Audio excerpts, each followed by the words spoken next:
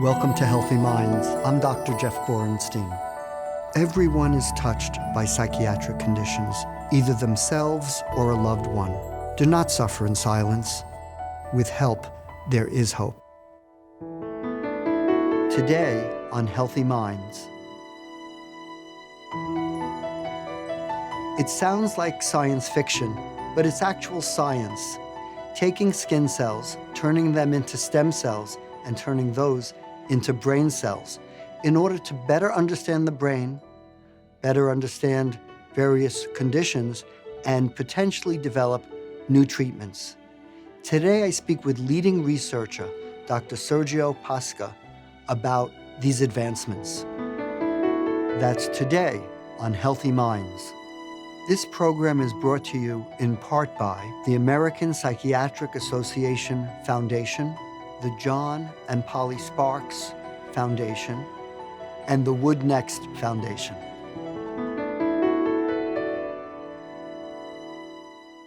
Sergio, thank you so much for joining us today. Oh, thank you so much for having me. I want to jump right in and talk about the work that you and your lab has been doing with stem cells, turning them into brain cells and taking it from there. So tell us, what exactly are you doing? Well, one of the biggest challenges that we've been having in psychiatry, and just in general in studying neurological and psychiatric disorders, is that the human brain, is the organ where all of these disorders arise, is essentially inaccessible. And it's inaccessible at the molecular and cellular level in a way that would allow us to sort of like probe and manipulate cells from patients and really understand what the biology behind it really is. And one could argue that to a large extent, some of the high rates of failure of drugs for psychiatric disorders is due to the fact that we can't really access this organ of interest for psychiatric disorders. So what we've been trying to do now for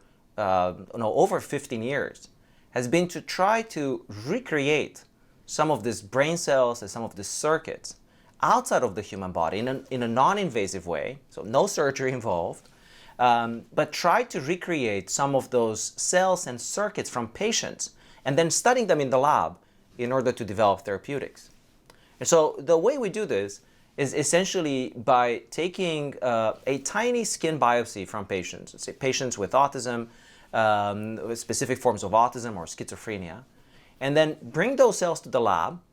And then in the lab, we use a series of genetic tricks to essentially push the cells back in time, where they will essentially become stem cell-like. So they have all the properties of stem cells, meaning that they can self-renew, so you can keep them indefinitely, but you can also turn them into other cell types. And what we've been actually figuring out for now over a decade is to find recipes that would allow us to turn those stem cells into specialized type of cells in the nervous system.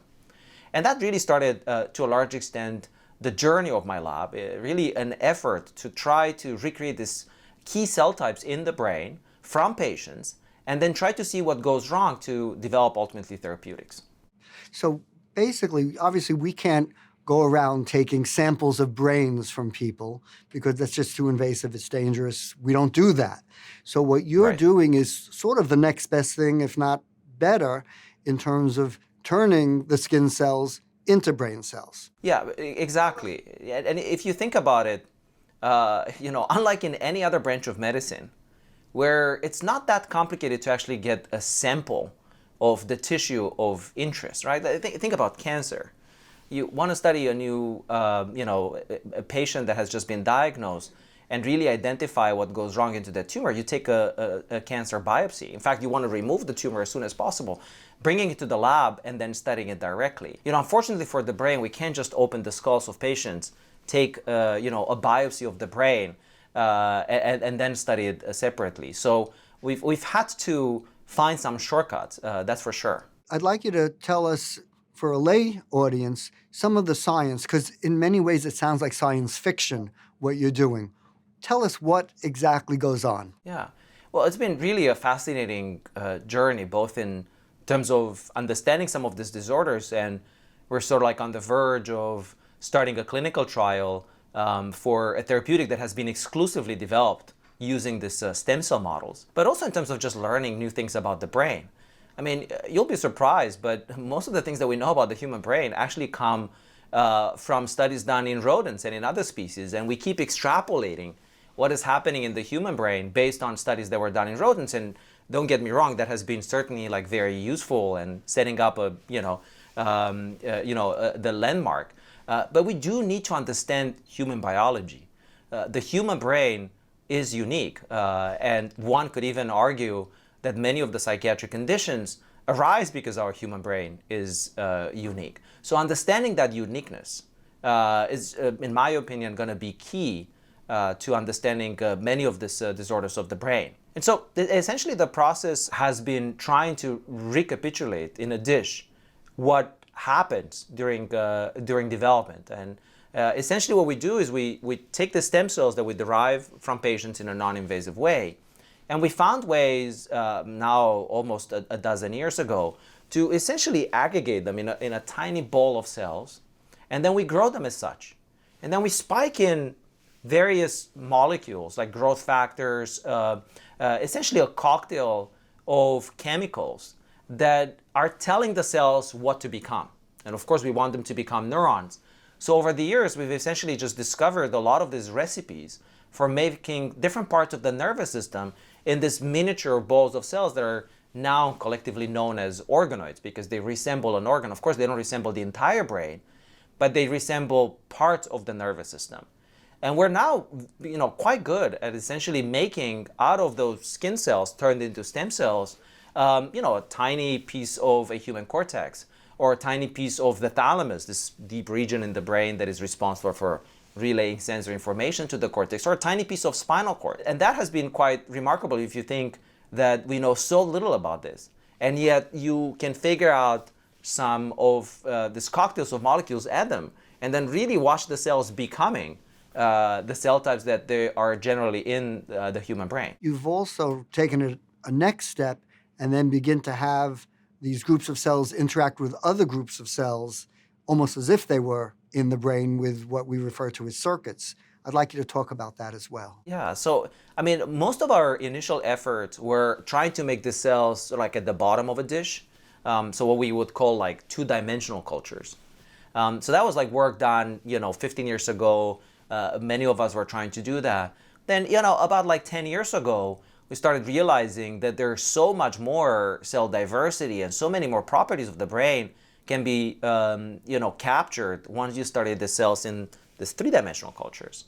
And then initially, what we made is cultures that would resemble domains of the nervous system. But really what makes the human brain unique and the mammalian brain unique, really, to a large extent, is that it has all these brain regions that are interacting with each other in rather complex way by forming circuits. Neurons will project in the nervous system, literally for many, many feet away to connect with another cell type and, let's say, control muscle contraction. So what we did is almost a decade ago was introduced a new approach that we called an assembloid, where essentially you make different brain regions separately and then you put them together at the right time.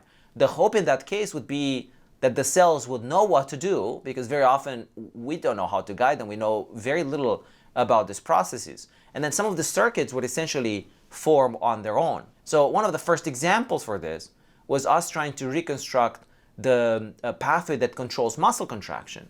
So when we reach out, for instance, for a glass of water, what happens is that neurons in deep layers of the cerebral cortex, the outer layer of the brain, will send signals all the way to the spinal cord, connect with the neuron that sits there in the spinal cord, and that neuron will leave the spinal cord and control muscle contraction. And that really, this essentially two synapses, three cell types are controlling this really, really complicated process. So what we did is essentially we made the three parts separately. So we made an organoid that resembles the cerebral cortex, one that resembles the spinal cord, and we made a ball of human muscle out of a biopsy. And then essentially we put them all three together. And what we discovered was that remarkably, cells knew what to do and tried to connect with each other in this meaningful way. So after, really weeks and weeks of putting them together and trying to connect, you could actually see muscle contraction. So you can control, for instance, muscle contraction by stimulating some of the neurons in the circuit and triggering it afterwards. And that really speaks to this remarkable ability of the circuits to assemble themselves and really become the circuits that we all have in the brain. In many ways, you're sort of demonstrating the miracle of life, how our brains are put together and our bodies are put together, and you're sort of able to do that in a laboratory. Right, and isn't that amazing? Because we think about human brain development as being such a complex process, and it is. And yet the human brain builds itself every single time. Without really a blueprint. Essentially, the cells come with instructions. And once, they unveil a first set of instructions to assemble themselves, then the new cells are coming and providing a new set of instructions, and so on and so forth, until we have the complex human brain. And really what we're trying to do is, to a large extent, really leverage these early forces of self-organization. Of course, we don't have all the cues that you would have in the actual brain or in utero or during development, but sort of like in these minimalistic cultures, with the hope that, first of all, we will learn something about the rules that underlie the assembly of the human brain, but that more importantly for me also as a physician, is really that ultimately we would learn how disorders of the human brain arise in these cultures and then develop therapeutics. I want to ask you about a specific disorder that you've studied and are working on developing a new treatment, Timothy syndrome.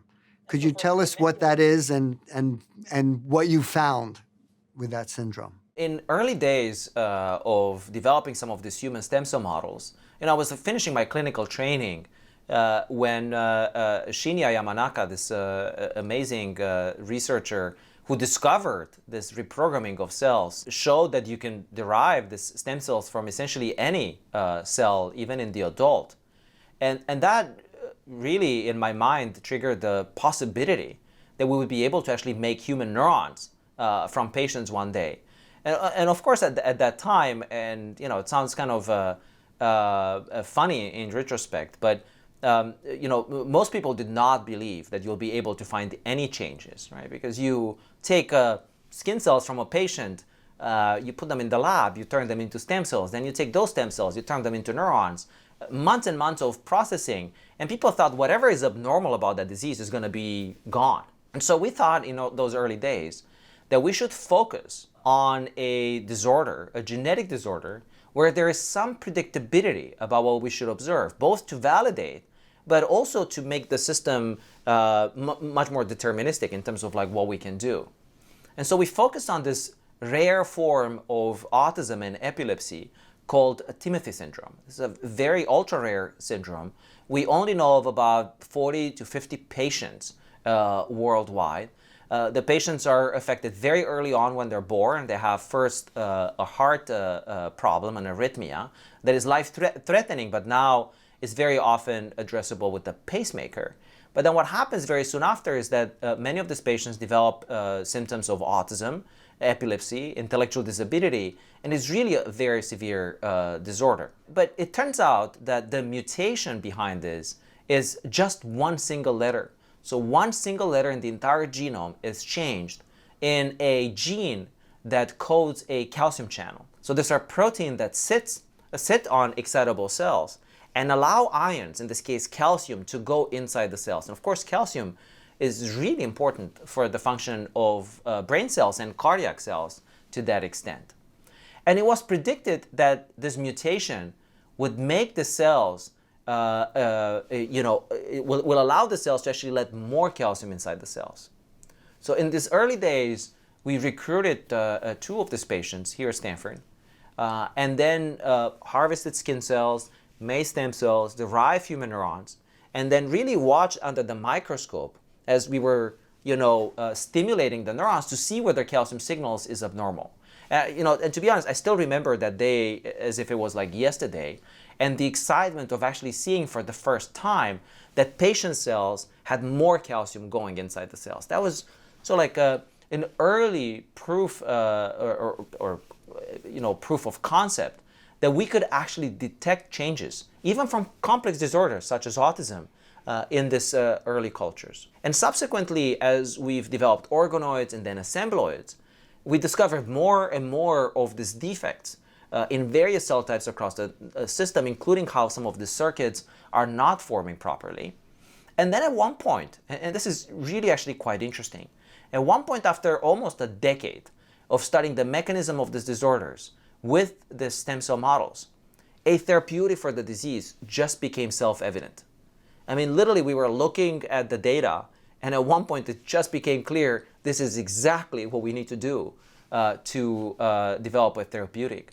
And that had to do with how the channel is processed, how what we discovered in human cells. Short story, what we've done essentially is do a screen and identified a tiny piece of a nucleic acid that can go into the cells and correct how this channel is being processed in neurons. And in doing so, we've been able to essentially restore most of the defects that we've discovered in these patient cells over the past 15 years. It's amazing as you describe it that being able to understand the very basic molecular basis for a condition can ultimately result in a treatment that can help people. And in a way, it's not even surprising, because that's what we've been doing in medicine for at least half a century, more or so, since the revolution of molecular biology entered medicine, where we've systematically taken down barriers and figure out very complex disorders of the heart, of the liver, of course, cancers now, thinking about like cancers and how in the 60s, most leukemias in children were fatal, 90% of the cases. And today's, fatality is like down to 10%. That is because those cells from those patients were brought to the lab, and then we leveraged this remarkable power of molecular biology to reverse engineer the mechanism of those disorders and then find therapeutics.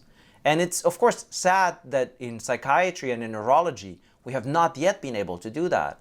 And then going back to the point earlier, I think that has been primarily because we were not able to access the human brain. And of course, this is still the beginning, but I think the promise is that as these models are becoming more complex, and of course, as they're becoming more democratized, then we have helped literally hundreds of labs around the world to implement these technologies now in their own lab and apply them to the disorders that they're interested in studying. I think hopefully we will start seeing a deeper molecular stellar understanding of these disorders. I guess the sort of like the beginning of a new era in psychiatry that is molecularly based. Do you see in the not too distant future a time that patient comes to your office or my office, and a part of our diagnostic process and deciding what treatment would make most sense would be to take a skin cell or a blood cell, send it to a lab, and get some results back? Like today, all the disorders in psychiatry are defined on behavior. And why that has been certainly a very useful way of classifying these conditions when it comes to therapeutics is not the most practical way to do it. And we've seen this already with cancer, where initially, most of the cancers were classified based on the morphology of the cells, the location of the cancer. And then we've learned actually that the best predictors are actually molecular. Once we were able to actually profile a cancer, whether it's a pancreatic cancer or a stomach cancer, we realized that the therapeutic were very often dictated by the molecular signature of that cancer. So I think the promise here, certainly for the brain, is going to be much more complex. But I think the promise is that as we're going to understand many of these processes that underlie the assembly of the human brain and the formation of the circuits, we're going to be able to point out to what process in human brain development some of these conditions are actually affecting. And perhaps one day, you can envision that we could even reclassify many of these brain disorders based on molecular cellular features. So perhaps we would know, well, this class of schizophrenias are actually caused by defects in microglia. For instance, these forms of autism are caused by really faulty synapse formation, so synaptopathies. And let's say these other forms of epilepsies are caused by cells not migrating properly in the nervous system. So then we could, hopefully at one point, not in the too distant future, start to contemplate the possibility of actually targeting therapeutically these processes, the cellular molecular processes, rather than the behaviors themselves. And really the entry point, in this sort of like new ways of thinking has actually been genetics. Because in the last 2 decades, we've now identified, of course, as a community, hundreds and hundreds of genes that, when mutated, cause severe psychiatric disorders. And the psychiatric disorders, of course, have been mysterious for centuries. And now yet we have specific genes that are impacting the human brain in such a way that they're changing the behavior dramatically and very often irreversibly. So I think the potential now will be to just figure out exactly how those genes are affecting cells, how those cells are affecting the circuits in the brain, and then reverse engineer that in a way that would allow us to build therapeutics. In addition to what you just described, potentially, it could help us avoid the person even getting to the point of illness as a method of prevention. Absolutely. Or you can also envision that we will be able at one point to predict what is the best treatment. As you know, very often, even having a patient with schizophrenia, we very often have to try multiple antipsychotics, not knowing exactly which one is the best fit.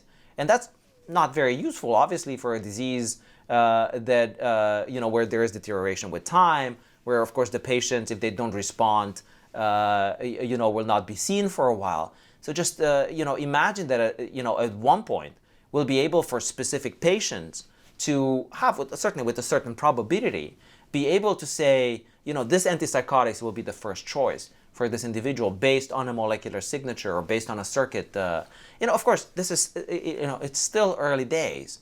But if the revolution in other branches of medicine are predictive of what could happen in psychiatry, then we can at least, envision that at one point we'll be able to do something like this. It is early days, but who would have envisioned that we could do what you and your lab and other labs are doing right now?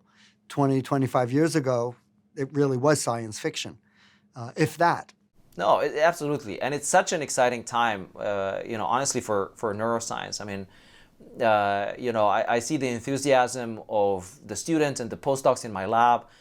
And really, as people are coming from all over the world here at Stanford to learn some of the technologies that we're applying, there's so much enthusiasm because for the first time, we can really peek into this, previously inaccessible stages of human brain development. I mean, there's something mesmerizing about that. And, I hope more will join this new adventure. I want to shift gears a little bit and ask you about the ethics of this type of work and hear your thinking about it and where the scientific community and others are going in terms of ethical considerations. Well, we've been thinking very carefully about this from the very beginning, because as you can imagine, as we work with, not just recreating some of the circuits that are complex, but also just working with human cells poses a number of ethical challenges. Who owns those cells?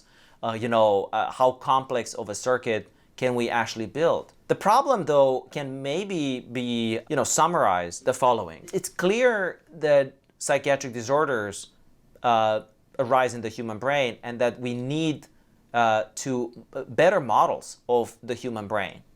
Now, the more human those models become, the more uncomfortable we are, because of course the human brain is the source of, what makes us human, is the source of sentience and consciousness. And so I think the challenge has really been, if we move forward, and certainly that's not the case yet, but as the circuits are becoming more and more complex, what sort of precautions do we really need to take? And so we've been engaging from the very beginning, even here at Stanford, through my centers, ethicists, legal scholars, sociologists of religion, really ethicists more broadly, and try to start thinking about what are the next steps. And more broadly, actually, the community has been meeting. Not long time ago, we had the first meeting at Asilomar, in this historical place here in California, where we met a few of us, a small group in the beginning, and started outlining what are really some of the ethical issues that are going to arise as we move forward. And then we're going to have very soon another bigger meeting where we're going to engage even more people starting to think about this, including patient advocates.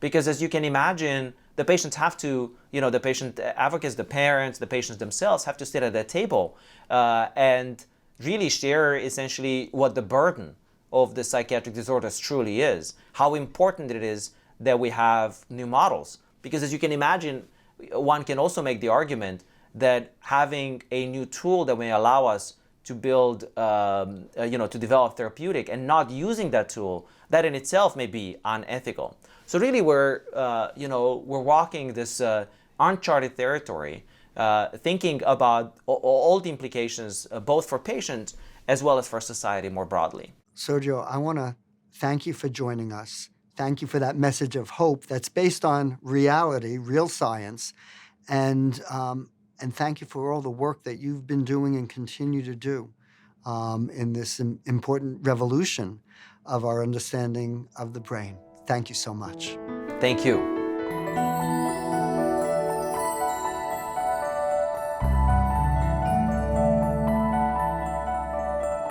Do not suffer in silence. With help, there is hope. This program is brought to you in part by the American Psychiatric Association Foundation, the John and Polly Sparks Foundation, and the Wood Next Foundation.